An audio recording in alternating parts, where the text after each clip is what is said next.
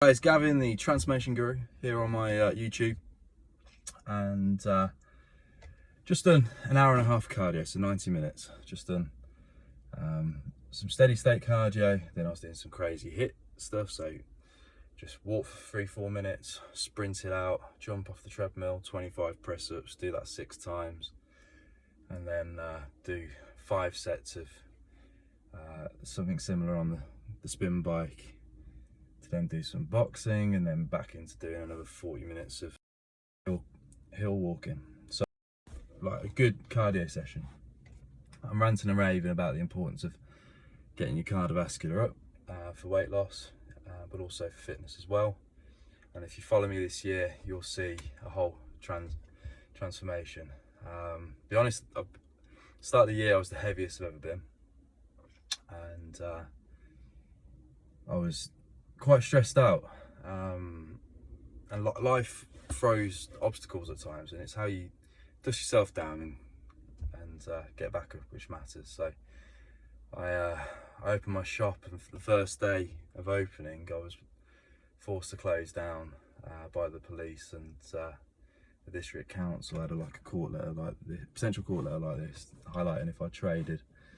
So that the buddy boy tactics kind of worked, but the whole country wanted gym equipment in the November lockdown, so just was like, right, fine, close the shop. I only got to trade for 1 month. It cost me about 30 grand, which isn't a light sum by any measures. It's more than the UK's average wage.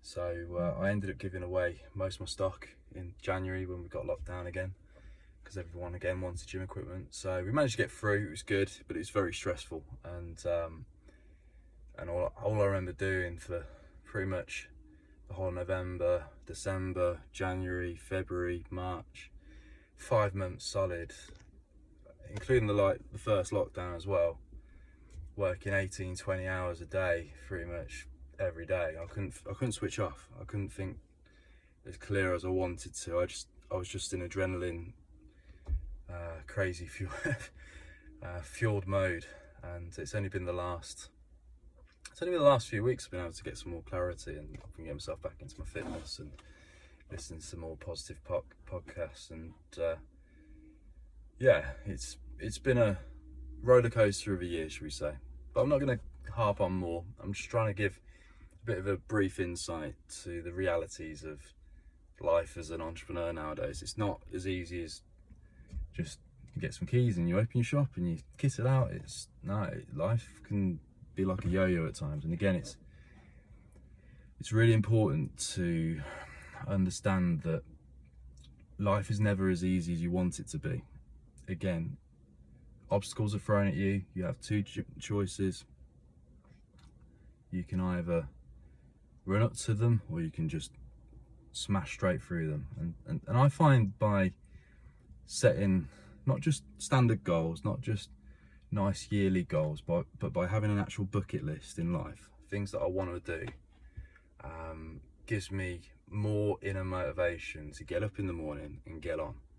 So quite often not, I get told that I've got it easy and I've had an easy life, and yeah, relatively so, but I've literally lost count the amount of times I've had to pick my sorry ass off the floor, crawl myself out of bed, try and put a face on and just get on. And the last 16 years, it's been a roller coaster journey of emotions, especially. It's only now at like 35 years of age, I know I don't look it, that I'm very content and very happy with myself. I'm in a good place, and that's only because over the years I've invested in life coaching. I've invested in even hypnotherapy, the likes of I've had business coaches, and when I was younger, after losing a number of people, I had some counselling, and I'm very open about that. I feel it's really important to work on your mindset as much as your body, and that's why I felt that last year so many people just fell apart, because they actually had their first ever traumatic experience in life. And that's why this whole reptile brain, something which Tony Robbins talks about, and I've high-fived that guy at one of his conventions, talks about the reptile brain, that the human brain is programmed to look at negativity. Me now, I just look at the negativity, rip it apart, analyze it, make my own judgment call on it, and just get on. And it takes a lot to crush me nowadays. So I remember 16 years ago saying goodbye to my aunt who went to Euro Disney with a partner.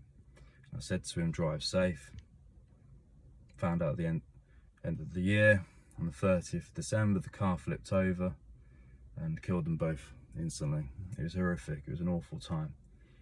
And I remember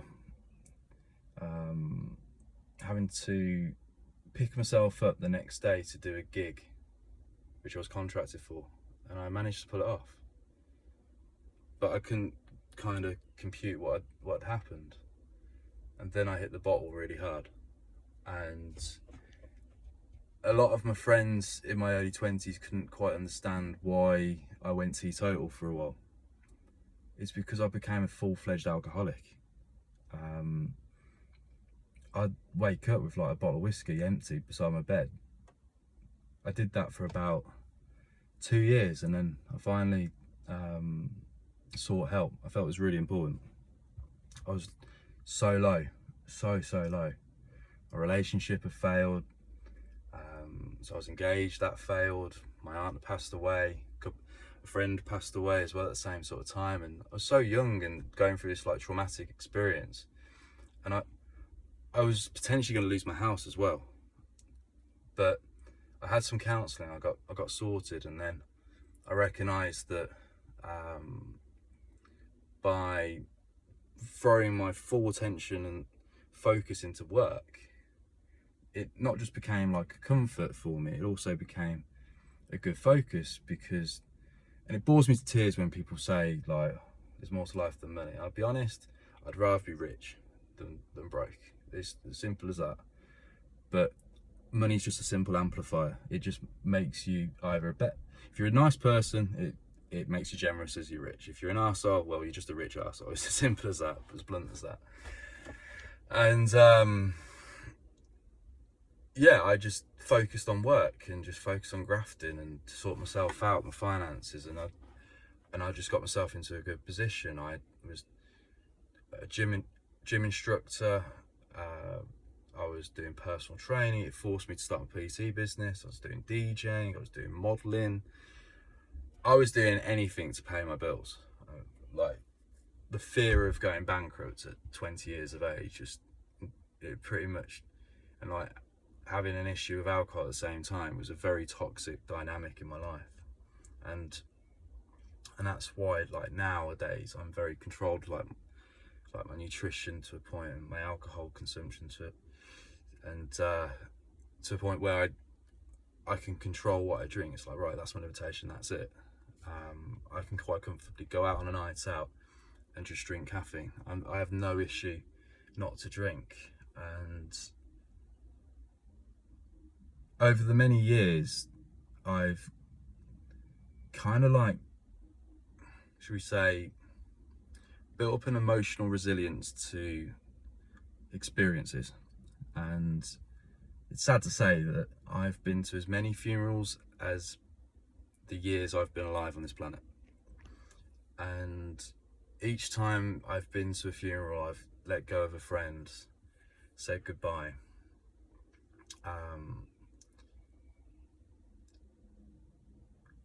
I always remember the first experience where I just literally broke down.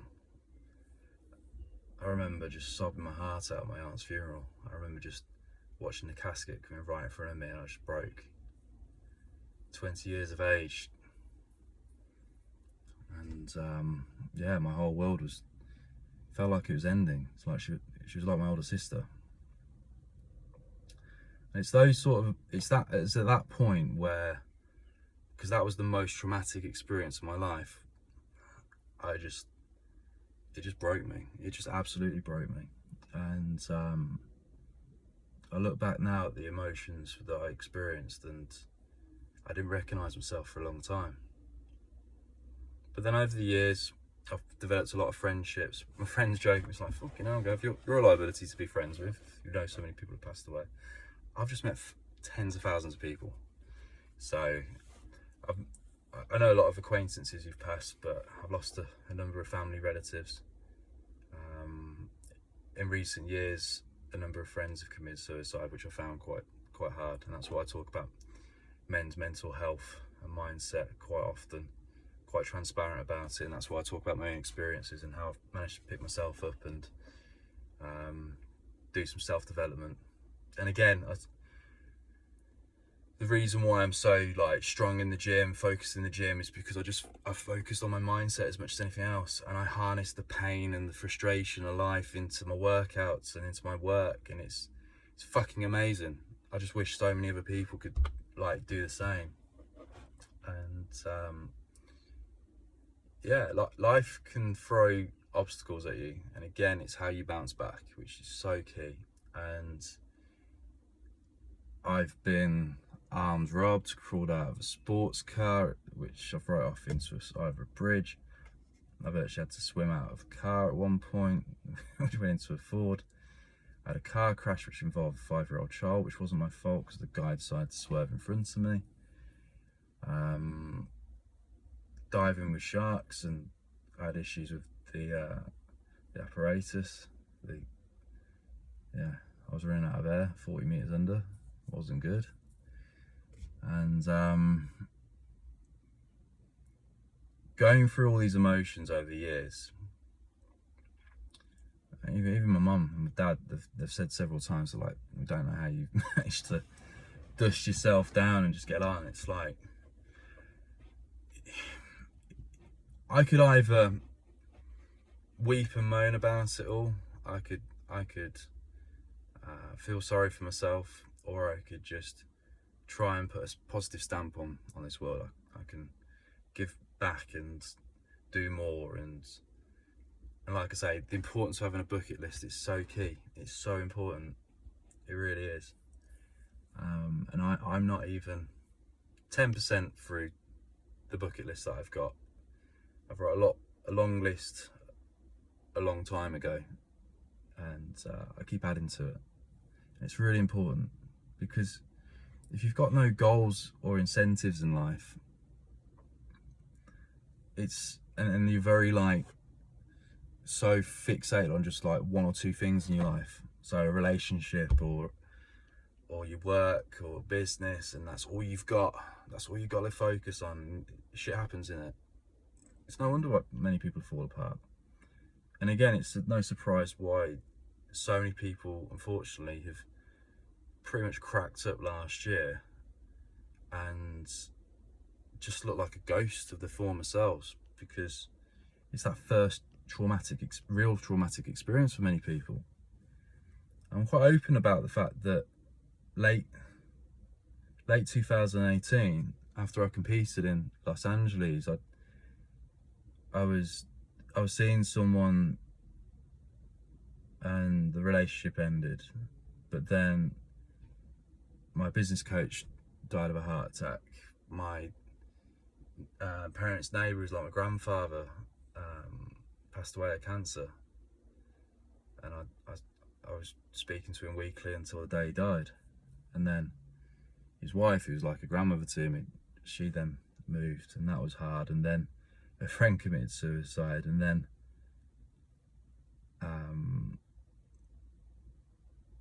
I found out that my aunt had got cancer, and she kept it away from the family, and she died in hospice, and I didn't get to say goodbye. And going through all these experiences, those experiences literally within 3-4 months, it could have broke me. But again, I focused on my fitness, I focused on my work, and I just know that each of these individuals would just not want me to break, would not want me to sit around feeling sorry for myself. They'd want me to raise my standards, raise my goals, go for it. Because it'd be so easy just to, like I say, fall into that negative, toxic trap, which I just explained back when I was in my early 20s. And COVID happened. I had goals for last year. I want to go into acting, and I want to pursue different business interests, and I just had to park them because the whole of the country wanted gym equipment. And yeah, it was a bit stressful. It was a bit nerving at first. I was more worried about my elderly parents, but I'm fearless. Nothing could break me nowadays, and I just breezed through the last year. So, working through a global pandemic, having to close my shop at the start of last year, which I just set up, having to close another shop at the end of the year, having to temporarily close down my gym, then lose so much work, and I was just like, fine, lost several $100,000 worth of business for the year, fine, do something else. It's only, and just diversify quickly, do what was needed, and that's why I can stand proud and say, because of all this, because of all these stressful experiences over the years, I've managed to